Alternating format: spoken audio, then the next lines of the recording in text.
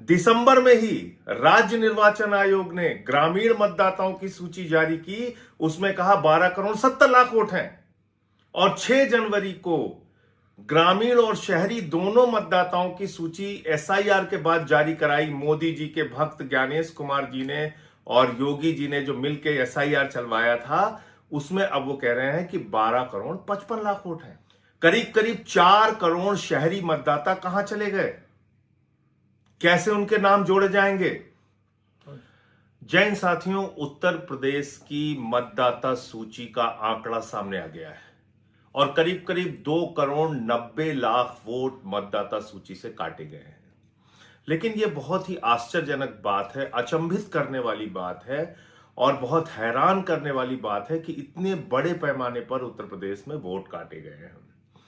राज्य निर्वाचन आयोग यानी कि जो ग्रामीण क्षेत्रों में चुनाव कराता है, बीडीसी के, जिला पंचायत सदस्य के और ग्राम प्रधानों के चुनाव जो कराता है, उसने एक सूची तैयार की जिसमें कहा कि उत्तर प्रदेश में 12 करोड़ 70 लाख वोट है। ध्यान से सुनिएगा, वो लिस्ट इसी साल में तैयार हुई है, दिसंबर के महीने में जारी हुई है और उस लिस्ट में राज्य निर्वाचन आयोग ने, यानी कि जो ग्रामीण चुनाव कराए जाते हैं जिला पंचायत प्रधान और बीडीसी के, उसमें राज्य निर्वाचन आयोग ने कहा कि उत्तर प्रदेश में ग्रामीण क्षेत्रों के मतदाताओं की संख्या है 12 करोड़ 70 लाख।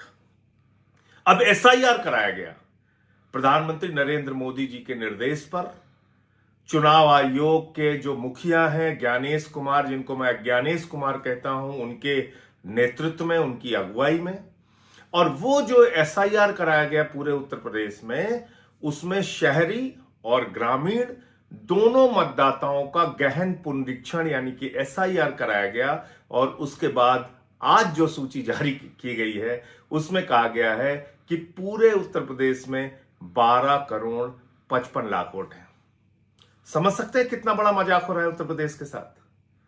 दिसंबर में ही राज्य निर्वाचन आयोग ने ग्रामीण मतदाताओं की सूची जारी की। उसमें कहा 12 करोड़ 70 लाख वोट हैं और 6 जनवरी को ग्रामीण और शहरी दोनों मतदाताओं की सूची एसआईआर के बाद जारी कराई। मोदी जी के भक्त ज्ञानेश कुमार जी ने और योगी जी ने जो मिलकर एसआईआर चलवाया था, उसमें अब वो कह रहे हैं कि 12 करोड़ 55 लाख वोट हैं। करीब करीब 4 करोड़ शहरी मतदाता कहां चले गए? कैसे उनके नाम जोड़े जाएंगे? जो कैटेगरी बनाई गई है उसमें कहा गया है कि 25 लाख वोट ऐसे हैं जिनके 2 जगह पे नाम है। फिर एक संख्या बताई गई कि करीब करीब 2 करोड़ कुछ लाख मतदाता हैं जिसमें कि वो शिफ्ट हो चुके हैं या अनट्रेसेबल हैं। फिर कुछ लाख संख्या बताई गई, लगभग 45-46 लाख संख्या बताई गई कि वो उनकी मृत्यु हो चुकी है। अब आपने जो कहा कि शिफ्टेड की कैटेगरी में और अनट्रेसेबल की कैटेगरी में, यानी कि वो लोग जो लोग उत्तर प्रदेश से बाहर चले गए हैं उनकी संख्या, या फिर वो लोग जो आपके बीएलओज गए और मिले नहीं, जो आपके बीएलओज गए और मिले नहीं, जो आपके अधिकारी गए और मिले नहीं, ऐसी संख्या आपने बता दी करीब करीब 2 करोड़ 17 लाख के आसपास। 2 करोड़ से ऊपर की संख्या आपने बता दी।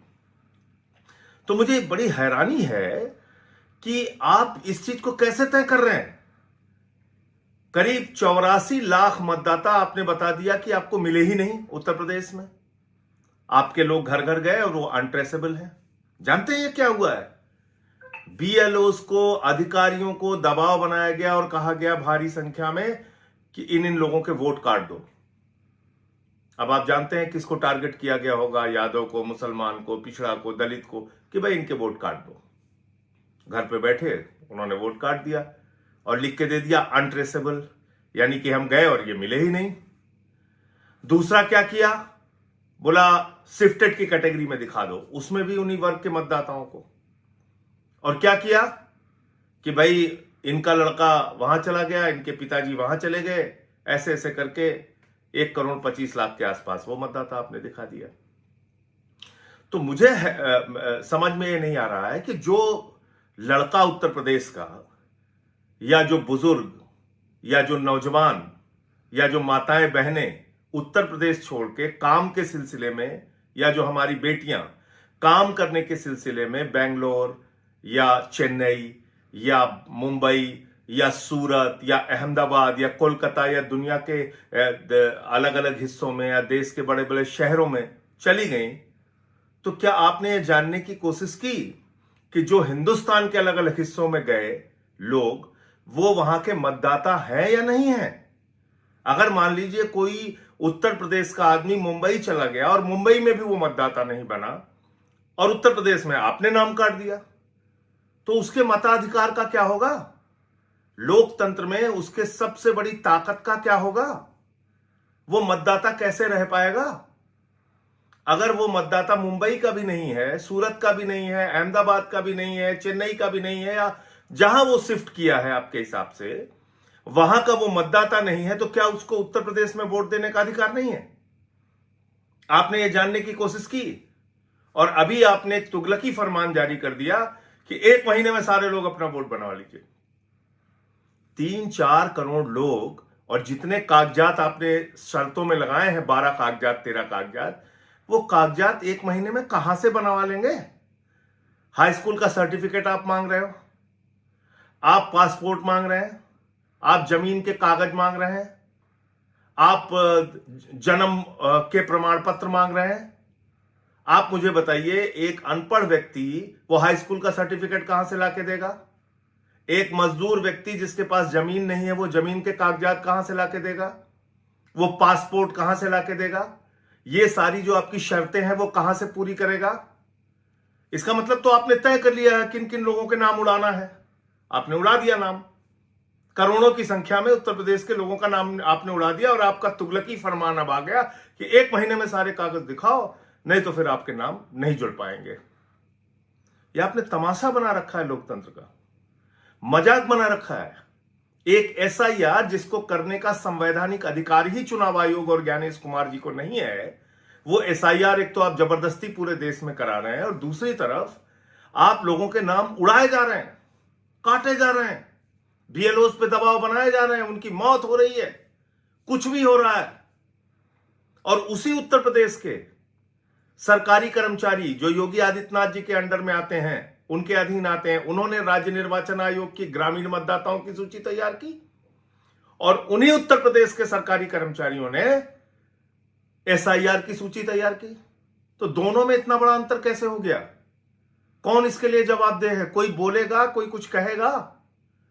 संसद में जाओ, वहां सुनवाई नहीं होती, सुप्रीम कोर्ट में जाओ, वहां तारीख पे तारीख पड़ती है, चुनाव आयोग है वो एक तरफा मनमानी कार्रवाई कर रहा है। तो मैं उत्तर प्रदेश में करीब करीब अभी तक हम लोगों के 6000 के आसपास बीएलएस बने हैं, और संख्या में हम बीएलएस उत्तर प्रदेश में बनाने जा रहे हैं।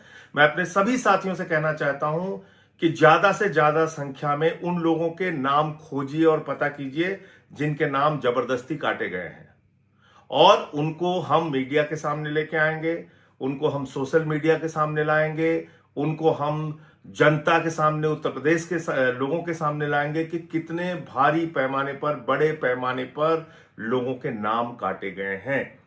तो इसको एक अभियान बना दीजिए, इसको एक क्रांति बना दीजिए, और अपना नाम किसी भी रूप में कटने मत दीजिए। और जो लोग बाहर हैं, यानी कि जिनको शिफ्टेड की कैटेगरी में दिखा दिया गया है, उनसे भी मेरा निवेदन है कि उत्तर प्रदेश के हमारे वो भाई जो दिल्ली में, मुंबई में, अहमदाबाद में, गुजरात में, सूरत में, जहां जहां भी वो काम करते हैं, कृपा करके अपनी लिस्ट में नाम अपना चेक कर लीजिए कि आपका नाम जोड़ा गया है या काट दिया गया है, और अगर काट दिया गया है तो अपना नाम जुड़वाइए, वरना आप मत के अधिकार से वंचित रह जाएंगे, लोकतंत्र में सबसे बड़े अधिकार से वंचित रह जाएंगे। याद रखिएगा, बाबा साहब डॉक्टर भीमराव अंबेडकर जी ने ये लोकतंत्र में सबसे बड़ा अधिकार आपको दिया है, वोट का अधिकार, जिसमें राष्ट्रपति के वोट की भी गिनती एक होती है और गांव के गरीब आदमी की, मजदूर के वोट की भी गिनती एक होती है। इसलिए बाबा साहब के द्वारा दिए गए इस अधिकार को कभी भी कोई छीनने ना पाए, इसके लिए एकजुट हो जाइए, एक साथ आगे बढ़िए और अपने वोट बनवाइए।